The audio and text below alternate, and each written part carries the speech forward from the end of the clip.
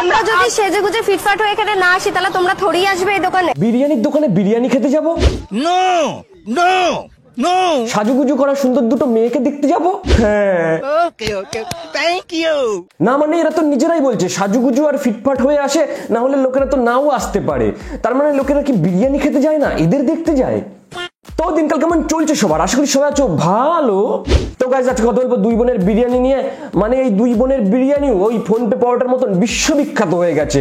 ব্লগাররা সারাদিন নাওয়া খাওয়া ভুলে দোকানের সামনে ক্যামেরা হাতে করে দাঁড়িয়ে রয়েছে। এখন তো আবার এই দুই বোনের প্রমোশনও হয়েছে, নতুন দোকান, তার সাথেই পোলাও মটন কষার কি সমস্ত কম্বো নিয়ে এসেছে। তো চলো দুই বোনকেই খাওয়া যাক, এই দুই বোনের বিরিয়ানি খাওয়া যাক, আর বেশি না বকে ভাট। Let's start. মাছদিয়ায় সর্বপ্রথম যদি বাসন্তীর পোলাও আর মটন কষা আর তার সাথে মটন বিরিয়ানি যদি খেতে হয় তাহলে অবশ্যই চলে আসতে হবে দুই বোনের বিরিয়ানির দোকানে। পুরো এক ঝড় তুলে দেবে আজকে সোশ্যাল মিডিয়ায়, পুরো সোশ্যাল মিডিয়ায় ঝড় তুলে দেবে। এমন কম্বো এনেছে যে ঝড়ই তুলে দেবে। আর ঝড়ের একটু দরকার, মানে যা গরম পড়েছে, একটু ঝড় বৃষ্টি হলে একটু স্বস্তি আসে ওই আর কি। ও আর এটা তো জানোই এখন এনাদের নতুন একটা ভাই হয়েছে, না হলে আগে বলতো আমার বাবার কোনো ছেলে নেই, তো আমরা দুই বোন, তো সেই জন্যই বাবার পাশে দাঁড়ানোর জন্য। ভাগ্যিস একটা ছেলে হয়েছে। তো এতদিন আমার ভাই ছিল না বলে আমরা দোকানে যেতাম, কিন্তু এখন আমার ভাই হয়ে গেছে, আমার ভাই দোকানে যাবে, কিন্তু আরেকটু বড় হোক। এখন আর বলতে হবে না বাবার তো ছেলে নেই, তার জন্য বাবার পাশে দাঁড়ানোর জন্যই করছে। তবে এখন কি দুই বোনের বিরিয়ানির দোকান থেকে দুই বোন এক ভাইয়ের বিরিয়ানির দোকান বলা যাবে? এটা কি হয় তোর? এই তো আমার ভাই হয়। আচ্ছা তাহলে তুই যে বলতিস যে আমার নাকি ভাই নেই, বলতিস যে আমার তখন তো হয়নি। তখন হয়নি। এবার ভাবো তুমি ব্লগারের কথা, মানে ব্লগার গেছে দুই বোনের বিরিয়ানির দোকানে বিরিয়ানি খাবে, তার রিভিউ দিতে। কিন্তু না, সব কিছুর ভিডিও করতে হবে। তারা কোথায় কোথায় ঘুরতে গেল, তাদের বাড়িতে কোন আত্মীয় আসলো, তারা কিভাবে রান্না করছে, তারা কিভাবে ঘুরে বেড়াচ্ছে, তাদের বাড়িতে ভাই হলো কিনা, কি হলো, মানে এগুলোকে বলে ব্লগারদের অত্যাচার। শান্তিতে খেতে পর্যন্ত দেয় না। দেখো বোন কোথাও একটা যাচ্ছে, সেইখানেও ব্লগার পেছন পেছন ক্যামেরা হাতে করে ছুটছে। আরে শালা ফুড ব্লগিং করতে গেছিস তো তুই। ব্লগারদের এমন অত্যাচার, এর পরে মনে হয় বাথরুম করতে গেলে সেখানেও ব্লগাররা ঢুকে পড়বে। দোকানেও তো খরিদ্দার থাকে না, যতগুলো মাইক এইখানে এখানে লাগানো থাকে। ব্লগাররা খায় তো না, ফুড রিভিউ তো দেয়ই না, সারাদিন ওই ক্যামেরা হাতে করে দাঁড়িয়ে থাকে। আবার ব্লগার পোস্ট করে দেখো 12 বছরের দুই বাচ্চা মেয়ে 32 রকম মশলা দিয়ে দুই বোনের বিরিয়ানি বানাচ্ছে, দুই বাচ্চা। না মানে বড় হচ্ছে না ওরা? 12 বছরেই দুটো বাচ্চা আটকে আছে। না মানে এদের বাচ্চা বানাতে বানাতে এমন বাচ্চাই বানাচ্ছে, এরপরে তো বলবে পেট থেকে বেরিয়েই দুই বোন বিরিয়ানির দোকান খুলেছে। কি খাচ্ছ তুমি? আমি বিরিয়ানি। বিরিয়ানি খাচ্ছ? কেন রে, তোরা চোখে দেখতে পাস না ওটা বিরিয়ানি খাচ্ছে? কি মনে হচ্ছে সাদা ভাত আর ভেজ ডাল? মানে তুমি নিজের দোকানের বিরিয়ানি নিজেই খাচ্ছ, তাই তো? তো কেমন লাগছে? ভালো ভালো? একটু তাকিয়ে বলো। ভালো। ভালো না মানে ব্লগার দাদা তোমার এক্সপেকটেশন কি? নিজের দোকানের বিরিয়ানি খেয়ে বলবে না ভালো না, নুনটা একটু বেশি হয়েছে। সারাদিন কাজবাজ করে মেয়েটা খাচ্ছে, সেইখানেও মুখের মধ্যে ক্যামেরা ঢুকিয়ে দিচ্ছে। এই যে নিজেদের দোকান বলে একদম মানে যা খুশি তাই, চিকেন বিরিয়ানি, মাটন, আবার শসা। কি জ্বালা, নিজেদের দোকান বলে কি ভালো করে খেতেও পারবে না? এই যে বলেছিলাম যেটা, মানে নিজেদের দোকান বলে একদম চিকেন মাটন সব।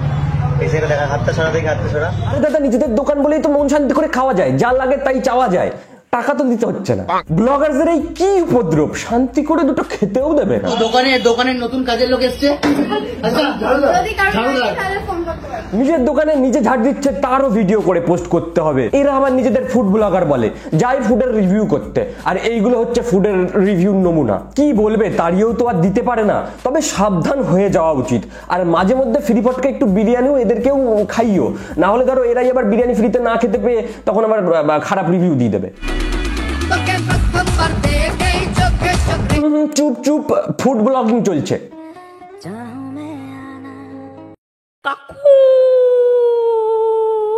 তো দেখতে পাচ্ছ গাইস, দাদা আমার ফুড ব্লগিং করতে গেছে, ফুডের রিভিউ দিতে গেছে।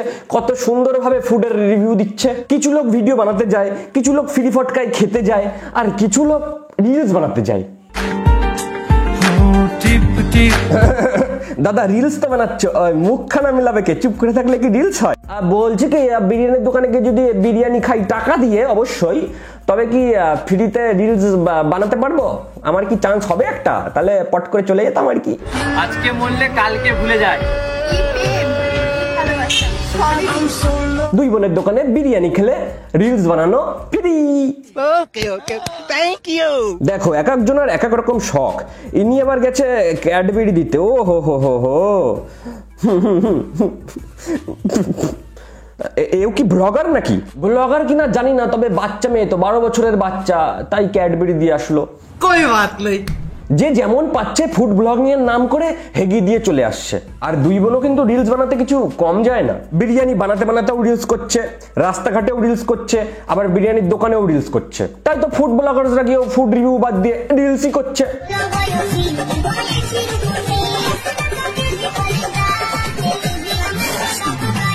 60 টাকার বিরিয়ানি বিক্রি করতে করতে এখন পাকা আম বিক্রি করছে। এবার তোমরা বিচার করো, 60 টাকা দিয়ে বিরিয়ানি খাবা নাকি 100 টাকা কেজি পাকা পাকা আম খাবা?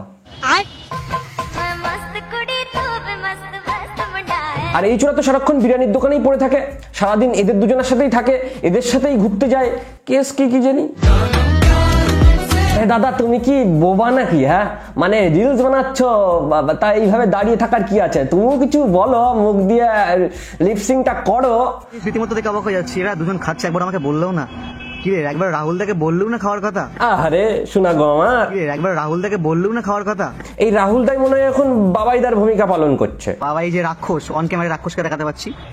अच्छा রয়েছে ললিপপ। তুমি কি খাচ্ছ?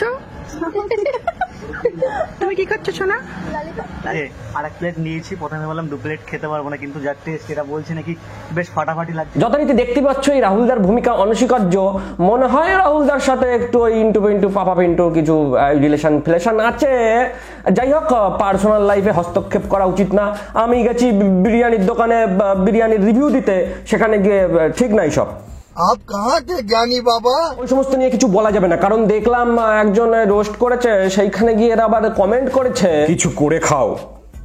একটা কথা বলার জন্য আসলাম, ভিডিও ডিলিট করো, স্ট্রাইক দিলে তখন আবার পায়ে ধরো না।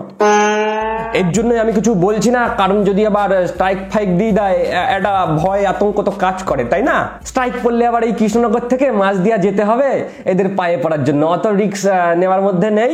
কিন্তু আমি অনেকদিন ধরেই ভেবেছিলাম যাবো ট্রাই করতে দুই বোনের বিরিয়ানি, এখন আবার 99 টাকায় কম্বো নিয়ে এসছে, ট্রাই করতে যাব, যদি রিলস বানাতে দেয় তবেই। আর কি বলবো, না হলে তো আবার স্ট্রাইক দিয়ে দেবে। সো আজকের ভিডিও ব্যাস এইটুকুই। ভিডিও ভালো লাগলে লাইক মারো, শেয়ার মারো, আর নিচে কমেন্ট করে জানাও তোমাদের মতামত। আর এখানে নতুন হলে চ্যানেলটাকে সাবস্ক্রাইব করে দিও, আর পাশে বেল আইকনটি অল নোটিফিকেশন অন করে দিও, তাহলে পরের ভিডিও নোটিফিকেশন পেয়ে যাবে। গাইস আজকের জন্য টাটা, দেখা হবে খুব তাড়াতাড়ি।